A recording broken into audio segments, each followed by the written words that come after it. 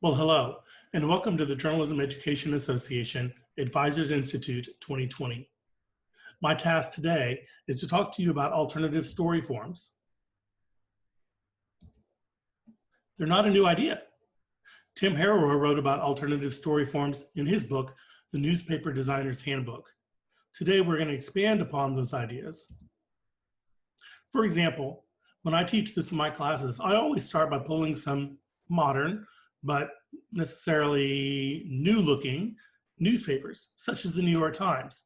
And I discuss with my students why they, the younger population, do not consume the New York Times on a regular basis. Perhaps some do, perhaps some consume it online. Then we discuss the readership of the New York Times and how it still has a very large, very loyal readership, both in print and online. We examine the elements in the New York Times, the photos, the captions, the headlines, and the stories, and then we stop. We look at the pages, we look at modular design, we discuss rules about rectangular modules and L shapes and U shapes, but that's it. And then we stop. And then perhaps we'll look at the Wall Street Journal. A little bit more graphics, maybe a little bit more color, but still graphic, photo, caption, headline, story, and that's it. And we discuss why that doesn't necessarily appeal to today's audience, at least at first glance. And we discuss how newspapers of the 70s really realized that they were fighting a battle with television, and they had to get in and do something different. So the newspaper industry started using things like entry points to pull people into the publication. Initial letters, that letter A at the beginning of that text block. Not to add information, but to pull the reader throughout the story. And when ADD set in, instead of going out with the story, they jumped to the next initial letter or drop cap in the story. We invented pull quotes, such as the one on the right-hand side by Robert Benchley, with a mugshot, a little small visual, again, to pull the reader in. No additional information. After all, the quote was simply pulled out of the story and made larger, hence the name pull quote. But it was there. It added graphic appeal. We learned to break long stories into blocks with story subheads. And I encourage my students to think about how when they write an outline, every break in the outline might be an opportunity for a story subhead, such as the speaker's decision on the right-hand side. And we discussed dingbats. No, not those administrators or fellow faculty members that might just drive you crazy, but those little blocks, such as the square on the right-hand copy block, that again had no information, but had graphic appeal to the page. And when the reader's quote-unquote ADD sets in, they move throughout the page with the initial letters, with the inset quotes, with the story subheads, and with the dingbats. So these entry points started becoming prolific throughout publications. In fact, here we can see the Ocala Star banner, and if we look at their dominant package, it still has a headline, a photo, a caption, and a story. But it's also got these other things that we started using to pull readers into the publication. In this case, the designer had to get the reader from the headline down into the story. So the designer used the drop cap, the giant T, to pull the reader through the photo. And then the pull quote, again, to break up the story block. Very simple ideas that just were designed to break up large blocks of text. No additional information, but they made the page look prettier, more inviting, more friendly. And they helped keep the reader on the page at a time when readers were abandoning ship rapidly. Here's another example from the Imperial Valley Press. Again, we just see the module on the right-hand side with a headline, a photo, a caption, and a story. But we've learned, instead of having that copy block there, just as gray text, we had a giant initial letter and some enlarged text to entice the reader from the headline through the photo, through the caption, and to stay down into the story. And then we had a revolution. In 1982, at the heyday of television, when newspapers were starting to realize their demise, along came USA Today. Competing with television, the folks at USA Today realized they had to do something different. They could no longer keep going the way things were. And they viewed their competition as television. In fact, if you looked at the newspaper distribution stands from USA Today, they looked like televisions with knobs and a black border and lots of color. And that was the page. We see on the left-hand side, Newsline, very short copy blocks with large initial letters. Right, here's the weather. Here's a story about an assassination. Here's a story about a hitman and deaths and mergers and nation. Right, boom, boom, boom. We can just jump down through the things. On the bottom left-hand corner of the page, we see an infographic pioneered by USA Today in 1982 on the front page of every section and still there today through several redesigns. Those infographics are very popular, very colorful, and convey a lot of information in a small amount of space. Then you notice the number of stories on the page. Small, short stories that don't jump. At the time, the prevailing feeling was that people wouldn't jump. Right? So we get a short synopsis of the story on the front page, and maybe there's follow-up stories. Maybe the cover story jumped, as this one does, or maybe there was refers to other stories inside the publication. USA Today pioneered the color weather map you see in the upper right-hand corner. It's ubiquitous today. Almost all regional and national publications have a color weather map, but that was something new back in 1982, designed to pull the reader into USA Today at a time when they were abandoning newspapers then for television. The idea then was set in stone. Roxana Jones with ESPN said it this way: whatever you want to call it, the broadcast print model is dead. That photo caption headline story model that we had been using for generations is dead. You have to start with the story. You have to know how to communicate your story to your audience. How do I want to tell it? Every story I want to tell starts with that question. And she's right. That's what we should be doing with every story. What is the best way to tell it? How can I go beyond the obvious? How can I go behind the scenes? How can I think outside the box?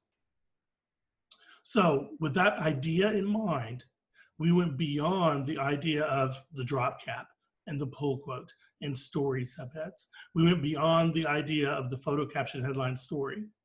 And we realized that readers today want lots of information. They will invest lots of time getting information.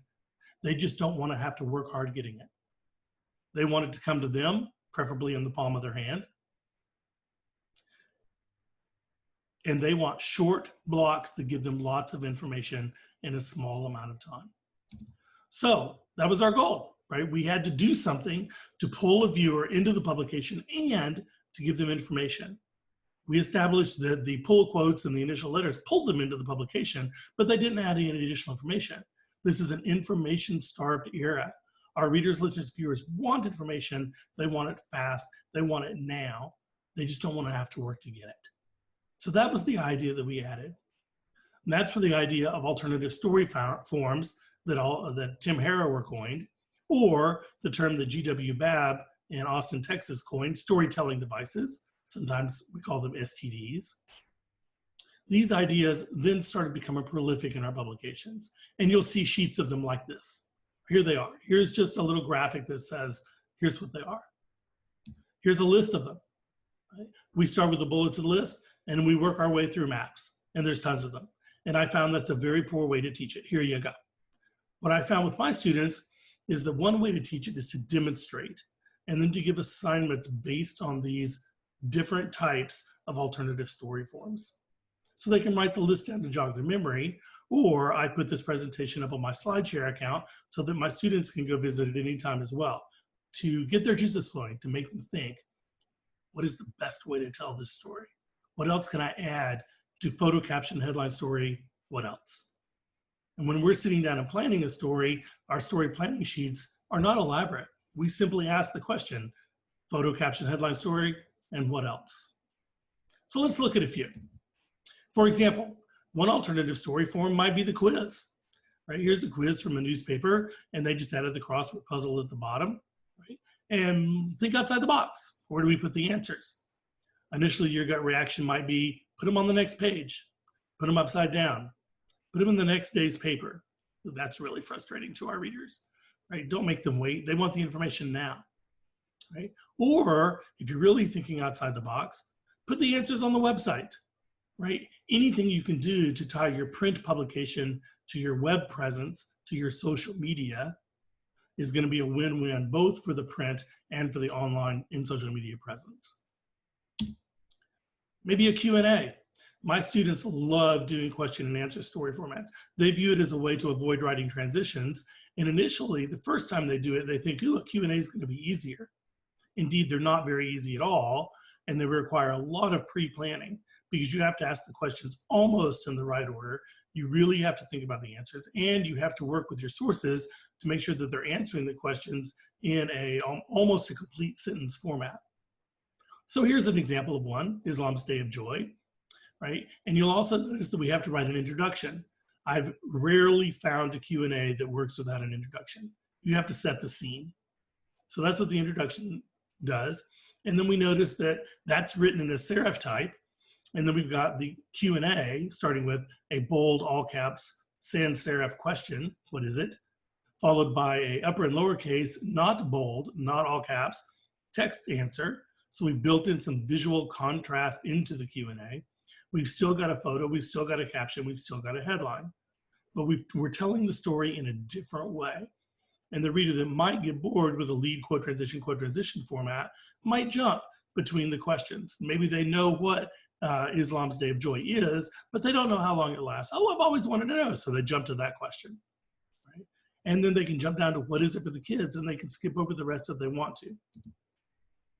Calendars, very popular, also not quite as easy. When I put this one up on the screen, I always ask the students, how's this team doing? And almost instantaneously they reply, not very well, because the giant red L's in summation put that out there. And then we talk about the color. Why is red for L? Because red, the color, has connotations, right? Sure, maybe it was the color of the Braves, right? Red and blue. But maybe it was also because red has the connotation of bad or loss, right? So, and they certainly made the L's bigger than the W's. And then you can drill down and get more information on this infographic.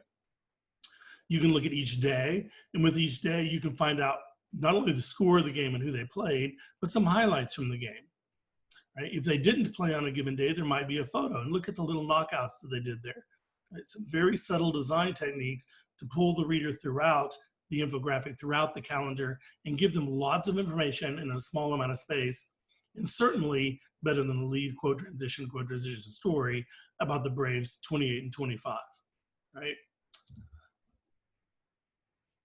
Quote collection, here's another example. This is one of my favorite examples, actually, although it's a little bit dated now, with Delaware Senator Joe Biden, right? And then New York Senator Hillary Rodham Clinton, or former North Carolina Senator Johnny Edwards, or down at the bottom, Illinois Senator Barack Obama, right? And we'll talk about things about how and why they cropped the mugshots the way they did, why they made the black and white, right? Look at the visual contrast. Right? So this could work for a student government election. This could work for homecoming queen. This could work for a lot of different things. Maybe it's the finalist for the superintendent's position at your school district. Ask them to get their positions on various things and do this quote collection with them about their statements on employment or segregation or whatever the issues might be in your school district. Here's another example of a quote collection. This one, instead of just being quotes out there, uses the Twitter handles of the students for the quotes. So they got the quote, got the Twitter handle, and then they added, of course, the student's first, last name, and grade, and then a little photo of the student there, right? A different way to handle a quote collection in modern times of social media. Here's another example of a quote collection from a yearbook, and then instead of just doing the quote collection straightforward, they did it by instrument. So up at the top, you see the quotes from the various players, the quote, the name, grade, and major, and the little photo by instrument, a different way to handle the situation there. And across the top of the spread, also a different design technique to pull the reader into the publication. Down in the bottom right-hand corner of this yearbook spread, you see a little quote collection from 3 different people, the blue, the green, and the orange, right? There's a neat way, it's small, very, very small, but think of all the information that's that you got 3 more people in the book, in the magazine or in the newspaper by doing it that way. So we expanded our coverage, we added new concepts, and provided a design technique in the publication.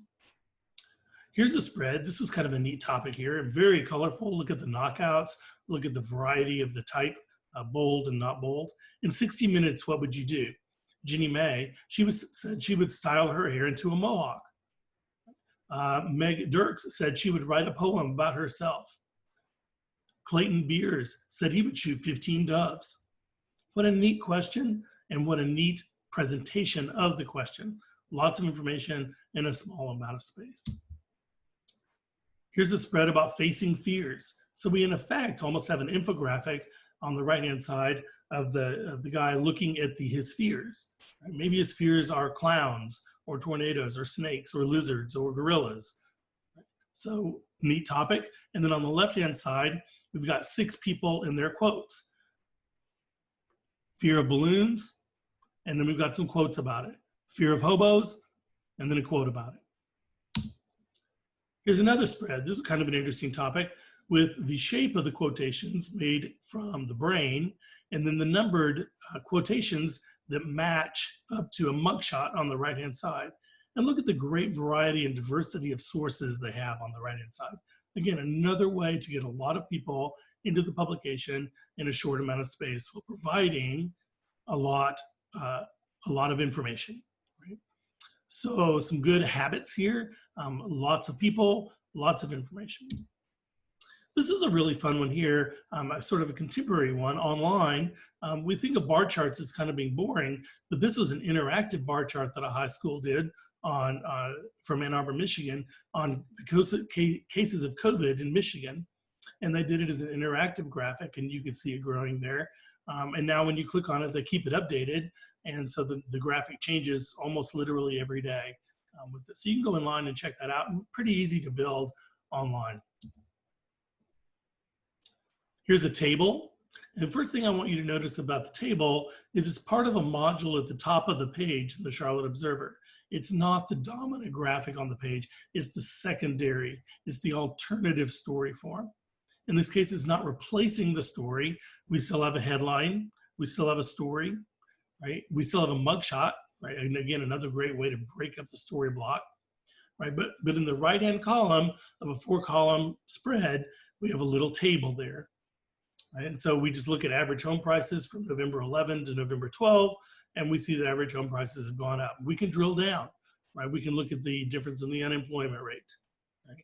Notice that how they carefully provide a source for all of the information that they provided to the readers, listeners, and viewers. A lot of times when we do these tables, we find them very easy to create in Adobe InDesign.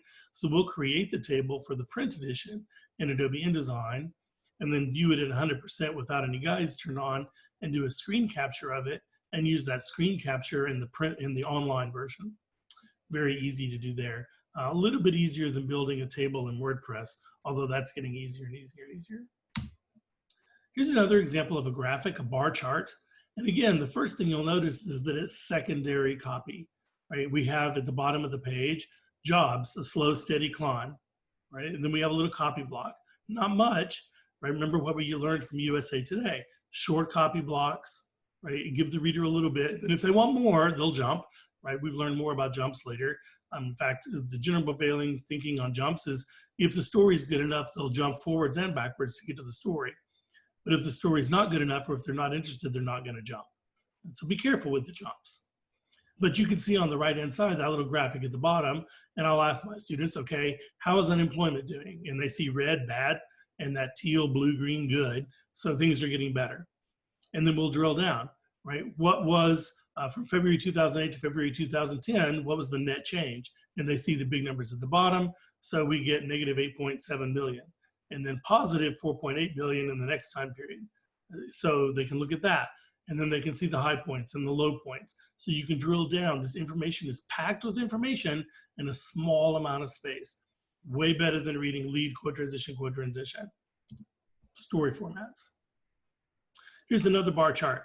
And I simply ask my students, is the price of Krispy Kreme stock getting better or worse? Right? Whatever better or worse means in a stock price. And they'll look at it and they'll go, oh, it's getting better because it's higher than it was before. And then I'll ask them what the low was, and they'll say $5.96. What was the high? $11.15. Lots of information in a small amount of space, and boom, boom, they don't have to read a lead quote transition story about Krispy Kreme stock prices, right? And you can imagine the lead, right? Krispy Kreme stock prices reached a high of $11.15 last week from a low of $5.96, quote, blah, blah, blah, blah, blah, right? And, yeah, we can get that in words, but we can get it faster, more efficiently in a graphic. The whole idea of the alternative story forms. Now let's talk a little bit about lists. Lists, very popular. Top 10 lists, whether you go from 1, 2, 3, 4, 5, 6, 7, 8, 9, 10, or 10, 9, 8, 7, 6, 5, 4, 3, 2, 1. And the number one reason that we did these things this week was great. It doesn't really matter, right? Have some fun with that. And the first thing I'll say about lists, besides have fun with it, is if you're gonna say this week's top 10, you better have 10 things. Nothing drives me up the wall more than to say the top 10 list and then 1, 2, 3, 4, 5, 6, 7, 8, 9. Ah, where's the 10th? Here's a list from the New York Times, right? How do you depict 100,000 deaths? Here's a list published in the New York Times of all the people who died from COVID-19. It would take 100 pages like this to list them all. And that's from May 24th, 2020. So a list can be a very powerful tool, especially when it's the entire front page of the New York Times. Here's a simpler list. 7 tips for quitting smoking. And notice how the designers of this magazine combined it with the by the numbers down at the bottom. Here's a list online from a fine set of student publications at Coppell Student Media in Coppell, Texas, the Sidekick. And this may not look initially like a list, and I think that's actually one of its strengths, right? But it actually talks about fourth 9 weeks grading, right? Here's the grades, here's the expectations, and here's what's gonna happen to your GPA, right? So it's just a list, right? But it was done, Anthony did a great job here of making it colorful, making it appealing. It is very, very small, as you saw on the website. Here's an even more straightforward list, right? Easy to do, especially if you're using school newspapers online to do your websites. You just do a little sidebar thing. Straightforward, here's a resource list for the reader, listener, viewer of your website. Simple, breaks up the long blocks of copy, but it adds a lot of information. Here's one from Florida Today. They made the swim team go through the workouts that the military people go through, the Navy SEALs, and you want to see what it is? So there's the list right there on the right-hand side, and you can see how small that list was on the front page, right? And here's the list. And I challenge any of my journalism students to complete that strength circuit by the time this presentation is over, right? Also notice all the other things on that front page, the QR code, the by the numbers, right? Lots and lots of information, even linking to a video in a small amount of space.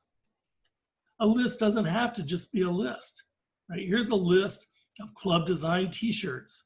What a great spread in the yearbook. What a neat thing to document for all history, right? Is the t-shirts that students wore. Timelines, again, very popular. In yearbooks, our job is to document history, right? So here's an example, and you can see how small this was and relative to the spread of all the band uniforms that the school had had since its founding in 1969. So they got a person to wear each one and took the pictures to go with the little timeline. Great job documenting history and providing lots of information in a small amount of space. Now, while that history was over decades, this particular spread documents 50 minutes in the history of the school. The 50 minutes that started at 10 o'clock when the jazz band started playing and ended at 10:50 when there was a Zumba dance-off. Right? What a neat spread to have about the homecoming pep rally without having to lead. This year we had a homecoming pep rally. So-and-so won the Spirit Stick. Quote, well, we were really happy to win the Spirit Stick, said senior class president so-and-so, right? We see those stories all the time, right? But this was a different way and quite frankly, more entertaining and more information-packed than a lead quote transition story. Here's another timeline talking about the production of a play. I find this one a little hard to read. Anytime we put type on top of photos, I actually find it a little bit hard to read. It makes the photo almost not viewable and the type not easy to read. But that said, I really like the idea of this concept of the timeline here. Here's a timeline that my students did. I'm talking about an incident at a school that occurred at our university over a period of years. And so they went back and did a synopsis of how it all started. And then over the period of years, how ultimately our governor was forced to resign. The governor's wife, who was a faculty member, was forced to resign. Ultimately, the chairman of the board, I think was the chairman of the board, and the president and the provost all resigned or were fired. A lot of people came down because of this. And so they wrote a summary of it all. Here's another timeline. And if you look really closely at this one, they used color to convey the month and the date. So blue linked September and the dates 7/16, 23, and 27. Orange linked October. And I assume, although I don't have the example, that orange continued on the next spread and probably purple moved into November. So what a neat way to tie color into a timeline at the bottom of the spread. Here's one of my favorite people and one of my favorite examples of a timeline.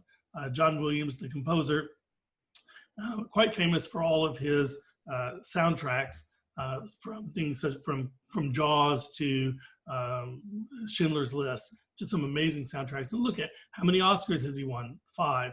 And then you can see all the other awards he's won. Look how they use the color and the gold Oscar to convey more of that information in a small amount of space. And again, we avoided writing a lead quote-transition story. Now, if you were doing something like this in a scholastic or collegiate publication, you might want to include some quotes on the right-hand side. They've got some, there's one from Steven Spielberg, but they would be very easy to add in a spread like this. Here's one of my favorites. This is a timeline and a quote collection. So you can see they've got their homecoming week, and Monday was When You Were Young Day. So they started off with Monday, and on the right-hand side, they give a paragraph summary of it, and then quotes from their students, and then a tip. And then Tuesday was Here and Now Day, and then a summary, and then a quote, and then some tips. But what really makes this spread is not the avoidance of a lead quote-transition story. Again, we've got a nice intro block. What makes this is the amazing photographs, the dominant visuals, the use of the color, and then the gray space on the right-hand side, the balancing and the contrast and the type. Even contrasting Roman with italic over there adds visual appeal. Every photo still has a caption, and you can find the captions linked to the photos. So we maintain our fundamentals, photo caption, headline, story, and what else? What else are we adding to this? Here's a nice timeline from Cactus Canyon Junior High School in Arizona. The World on Hold. Starting with December 31st, they made a timeline of the COVID-19 virus for their yearbook, right? And they worked it throughout the spread, right? Using little visuals, easily available artwork.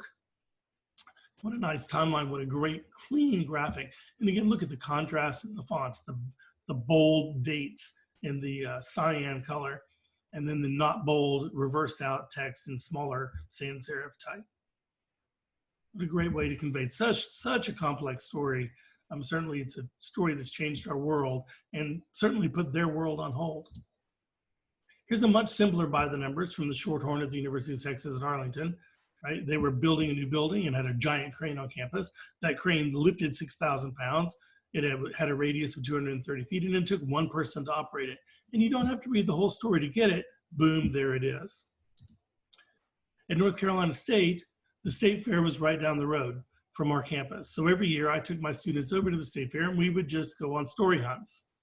And one year, my yearbook editor decided that she wanted to do a story on the food of the State Fair. And she kind of conceptualized this before we went out there. And then, of course, I opened my pocketbook and we went out and bought food at the State Fair and very carefully brought it back to the university. I got to meet the inventor of the 5-pound gummy bear. I thought that was pretty cool, right? So we brought these things back to the office, took pictures of them. She mocked up the page really quickly before we did anything else with the food. And she realized that she had not had a great diversity of skin tones in her picture. So we went back and reshot some of the images. And I thought that was very nice of her and very good of her to be thinking about the diversity of skin tones in a spread like this. And then look at all the detail. Look at the detail. The number of calories is yellow, a little awkward color to play with sometimes, but it really worked for this spread. And then the number of calories is reversed out there, so you can get that in the big numbers. The turkey leg was 1,050 calories and it cost $8. And then we've got a quote about it. The most popular item, the Krispy Kreme burger, 2 Krispy Kreme donuts with a hamburger sandwiched in between. Again, 1,500 calories and $8. My favorite was the giant gummy bear, 12,600 calories and $25. So a lot of information in a small amount of space, and we avoided having just another lead quote transition story, but we've got more people in there. Each item has a quote from a different person, and we've got prices, so we're documenting things for history, meeting all the goals of our yearbook. Here's a map from a school yearbook distribution from an online website this past spring. We should all maintain maps, high resolution maps, low resolution maps, both of our school for those moments when we need to get some information out very quickly. So I encourage schools now, while you have time, draw a map of your school in a vector-based program such as Adobe Illustrator. Get a map of your school in Google Maps, easy to access, so that when something happens on your campus and you need to be able to say, here it is, or here's where to go, you can do that quickly. This is just a nice, simple map on a website. Calendars. Added to that same website, here was a calendar. Yearbook distribution started on Friday, June 1st. Right? So we added that calendar at below the map there, even more information. Below that, they added a step-by-step. Here's virtual signing of the yearbook.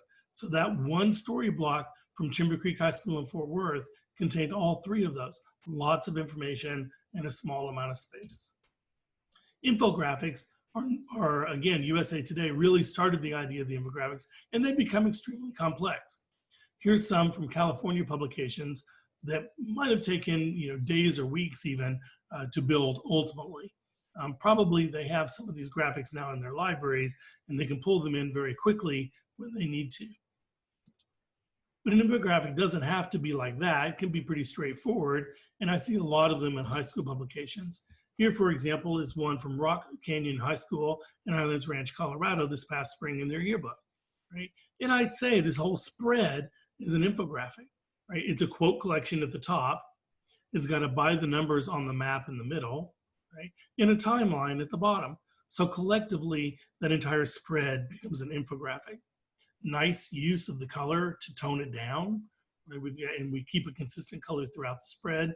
And again, on the right-hand side, we've got another quote collection over there with faces. So we've got more people in the publication, lots of information in a small amount of space. And if somebody said, how many stories are on this? Wow, there's a lot of stories on this, right?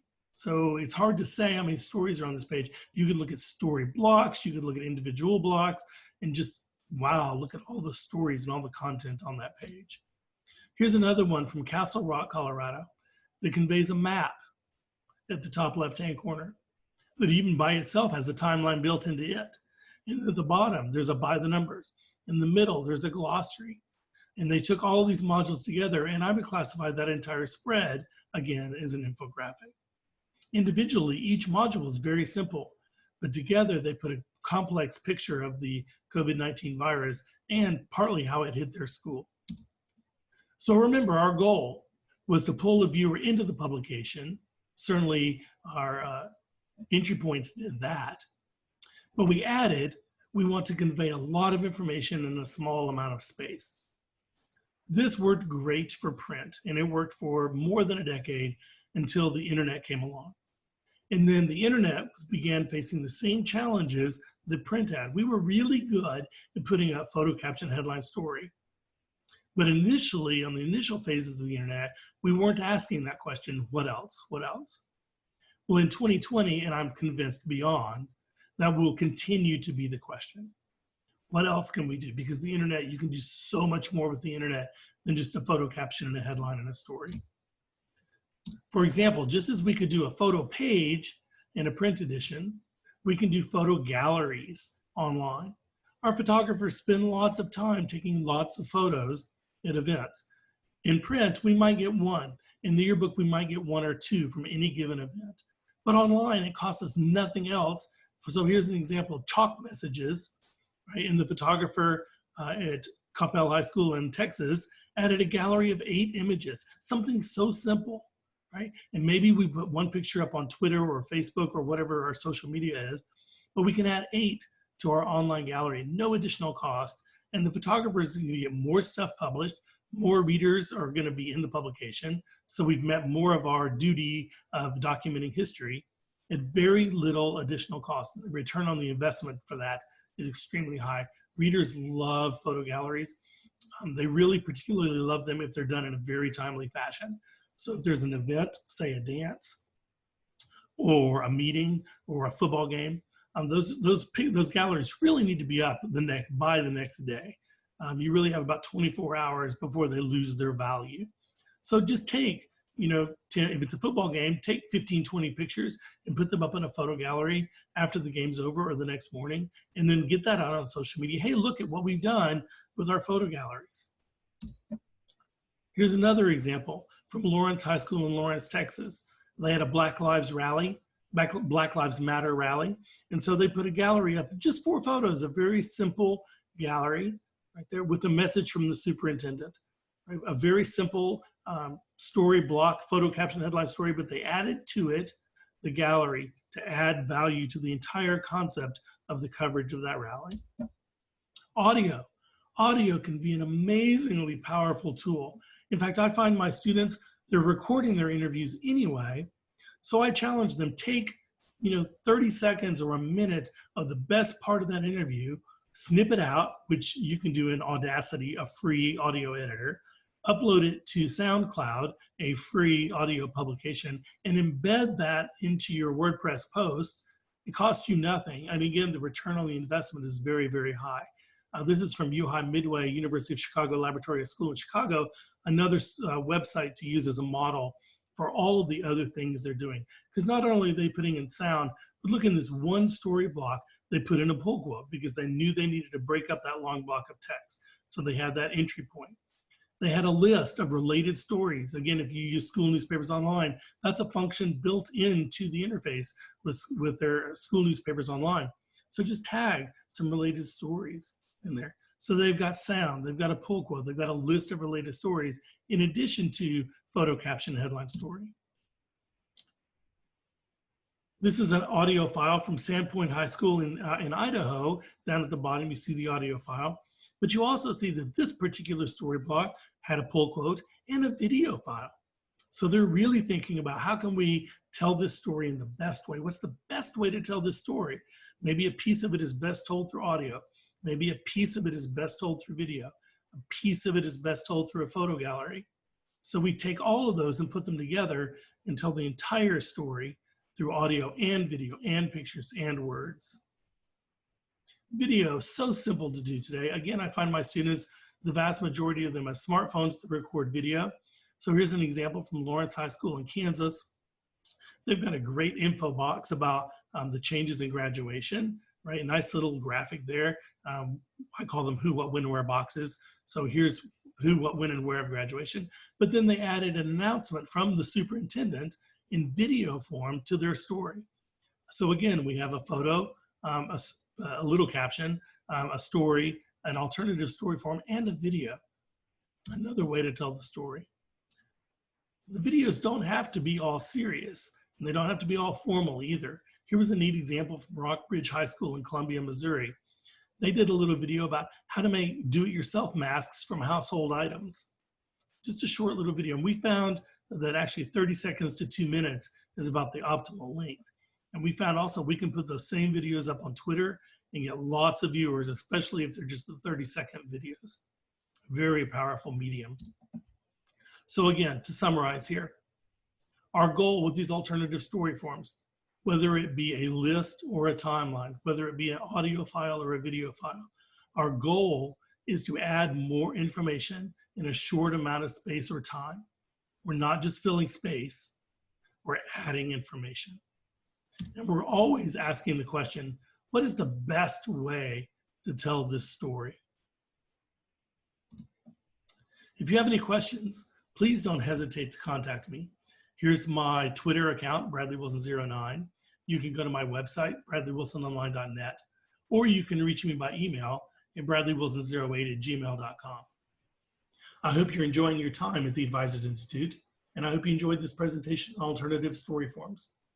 If I can do anything to help you, please don't hesitate to reach out. Be safe, wash your hands, and have a great summer.